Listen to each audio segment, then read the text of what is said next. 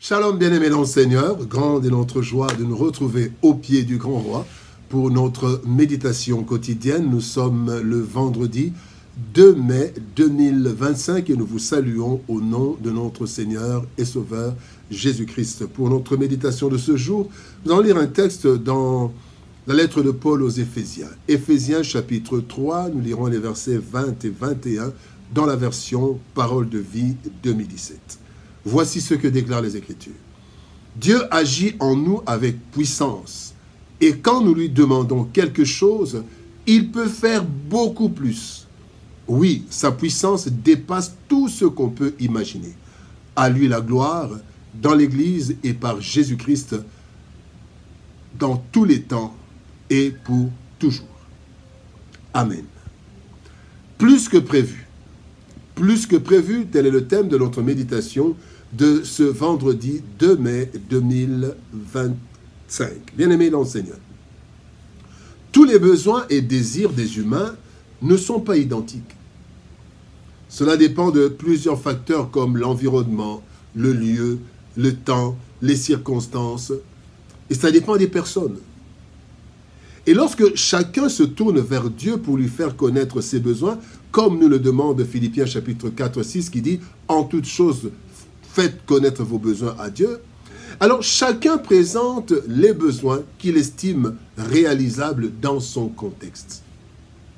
Le texte du jour nous montre que Dieu n'est pas limité par notre imagination ou nos ambitions. Il est capable de nous donner au-delà de ce que nous attendons de lui, car il est capable de tout et seule sa volonté peut limiter son intervention dans nos vies, et cela pour sa gloire et pour le bien de ceux qu'il aime. Tirons quelques leçons de notre texte du jour. Première leçon, attente mesurée. Des attentes mesurées. Dans Proverbes chapitre 30, verset 8, le sage dit « Éloigne-moi de la fausseté et de la parole mensongère. Ne me donne ni pauvreté, ni richesse. Accorde-moi le pain qui m'est nécessaire. » Bien-aimés dans le Seigneur, nos attentes sont toutes mesurées à moins que nous fassions partie de ceux qui ont des ambitions trop élevées pour diverses raisons. En effet, nos besoins que nous transformons en demandes tiennent compte de plusieurs choses, en citant juste 4. Cela tient compte de notre environnement, le milieu dans lequel nous sommes, les relations que nous avons. Cela tient compte de nos capacités, ce que nous sommes capables d'accomplir. Cela dépend aussi de la conjoncture, la situation socio-économique, ainsi que de nos ambitions, les projets que nous avons, les rêves que nous avons. Bien-aimés, et ce sont là les limites de nos demandes. Il est difficile que nous fassions des demandes basées sur le surnaturel. Oui, la plupart de nos demandes sont limitées par nos pensées et même notre imagination raisonnable. C'est dans ce contexte que, par exemple, Agour, le sage qui a écrit le Proverbe 30, verset 8, le Proverbe 30, eh bien, le sage présente sa demande de façon modeste et mesurée. Ne me donne pas trop de richesses, parce que si tu me donnes des richesses, je vais me détourner de toi, et ne donne pas la pauvreté, parce que dans la pauvreté... En fait, il est en train de montrer ses limites, et il dit, ne me donne pas trop de richesses, par rapport à ses pensées, par rapport à ses ambitions. Alors, le deuxième point que nous voulons voir, bien aimés, nous voulons parler des capacités illimitées. Les capacités illimitées de l'Éternel. Dans Philippiens chapitre 4, verset 19, la Bible dit « Et mon Dieu pourvoira à tous vos besoins selon sa richesse avec gloire en Jésus-Christ. » Bien aimés, ce que nous ne prenons pas en compte souvent, c'est que Dieu ne pourvoit pas à nos besoins selon nos capacités, selon nos avoirs, selon notre imagination, mais selon ses richesses. Comme nous ne voyons pas Dieu physiquement, nous avons du mal à imaginer plus que ce que nous avons déjà vu ou projeté dans nos pensées. Dans un village, un enfant ne pensera pas au gratte-ciel. Il ne pensera pas aux avions. Il pensera facilement à une pirogue. Et il demandera cela, il ne demandera pas un gratte-ciel, il ne demandera pas un avion, parce qu'il n'a jamais vu, pour ceux qui n'ont jamais vu. Pourtant, la Bible, parlant de Dieu, nous présente Dieu comme celui qui fait grâce à qui il veut. Exode 33, verset 19 nous dit, l'Éternel répondit, je fais grâce à qui je fais grâce et miséricordieux, je fais miséricorde à qui je fais miséricorde. L'Éternel est celui qui a, deuxième chose, l'Éternel est celui à qui rien n'est impossible. Christ nous dit dans Luc chapitre 1er, verset 37, rien n'est impossible à Dieu, rien. La Bible nous présente Dieu comme celui qui dit un mot et la chose arrive. Le psaume 33, verset 9 dit, car il dit et la chose arrive, il ordonne et elle existe. Pas de résistance. La Bible nous montre ce Dieu à qui l'or et l'argent appartiennent. Agée, chapitre 2, verset 8 nous dit, l'argent est à moi et l'or est à moi, dit l'Éternel des armées. La Bible nous présente Dieu comme étant celui qui change même les temps et les circonstances. Dans Daniel chapitre 2, verset 21, la Bible dit, c'est lui qui change les temps et les circonstances. Bien-aimés, la liste est longue. Mais nous avons souvent du mal à intégrer cela dans nos prières et nous ne demandons que ce que nous trouvons possible autour de nous.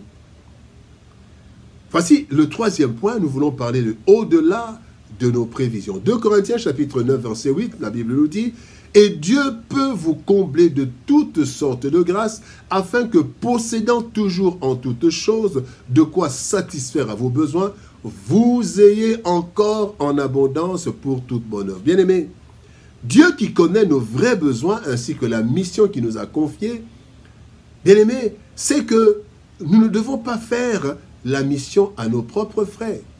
Comme le dit 1 Corinthiens chapitre 9 verset 7, il est dit « Qui jamais fait le service militaire à ses propres frais ?» Bien, mais Dieu qui nous a envoyés sur la terre, eh bien, il fait souvent le constat de ceux dont nous avons besoin, mais auxquels nous ne pensons même pas, comme ce fut le cas pour Adam. La Bible dit dans Genèse chapitre 2 verset 8, « L'Éternel Dieu dit, il n'est pas bon que l'homme soit seul. » L'homme ne trouvait pas qu'il n'était pas bon, mais c'est Dieu qui a trouvé qu'il n'était pas bon. Je lui ferai une aide semblable. C'est jamais monté dans la tête d'Adam. Lorsque Dieu répond à nos prières et même à nos silences, Dieu tient compte d'abord de nos besoins, les besoins exprimés. Marc 10, 51, Bartimée dit, je veux recouvrer la vue, que je recouvre la vue. Dieu tient compte de nos besoins cachés. Quand vous voyez dans 2 Corinthiens chapitre 4, 14, cette femme ne voulait pas dire qu'elle avait besoin d'un enfant, mais Géasi a dit à l'homme de Dieu, elle a dit, elle n'a point d'enfant et son mari est vieux. C'est un besoin qu'elle a caché. Dieu tient compte de nos besoins ignorés. Adam, il n'est pas bon que l'homme soit seul. Dieu tient compte de la mission qu'il nous a confiée. Il est dit que nous sommes son ouvrage, créé en Jésus pour de bonnes œuvres qu'il a d'avance préparées. Éphésiens chapitre 2, verset 10. Et Dieu tient compte aussi des personnes qu'il veut bénir à travers nous. La Bible dit dans Genèse 12, 2, « Tu seras une source de bénédiction. » Je vais les bénir avec quoi? Dieu sait que j'ai besoin de plus pour bénir les autres. Bien-aimés, Dieu ne nous exauce pas seulement selon nos demandes et nos pensées, mais aussi selon sa souveraineté et ses richesses, qui sont de loin au-delà de nos ambitions et imaginations. Ainsi, lorsque nous nous approchons de lui, ne plaçons pas nos limites devant sa face, mais présentons nos besoins en nous attendant à ce qu'il aille même au-delà de notre imagination, car il sait de quoi nous avons vraiment besoin, mais aussi il connaît l'étendue de la mission qu'il nous a confiée dans ce monde. Il est capable de nous donner plus que ce qui est prévu, ce que nous prévoyons. Prions. Père de gloire, nous te bénissons et te rendons grâce, toi qui es capable de nous donner plus que prévu. Merci parce que, Seigneur de gloire, tu ne tiens pas compte de nos limitations. Tu peux aller au-delà. Seigneur, tu tiens même compte des besoins qui sont réels, mais des besoins auxquels nous n'avons jamais pensé. Tu pourvois à tous nos besoins, même les besoins cachés ou les besoins ignorés. Seigneur, aide-nous à comprendre, Seigneur, qu'il n'y a aucune limite de ton côté. Aide-nous à te présenter nos besoins, même si ces besoins peuvent sembler grands pour nous, mais nous ne demandons pas à nos poches, nous demandons à celui qui peut faire selon ses richesses, celui à qui appartient le monde, celui qui peut tout, Celui qui dit un mot, la chose s'accomplit. Aide-nous, Seigneur, à ne jamais te limiter, à te présenter nos besoins, mais à nous attendre à tout venant de toi, car tu es capable de tout et tu nous donnes au-delà de ce qui est prévu. Bénis ta parole et bénis ton peuple. Au nom de Jésus-Christ, nous avons ainsi prié, Père. Amen. Bien-aimés dans le Seigneur, que Dieu nous bénisse. Shalom, au revoir, et par la grâce de Dieu, nous nous retrouvons demain pour une nouvelle méditation au pied du grand roi. Shalom, au revoir, et par la grâce de Dieu, à demain.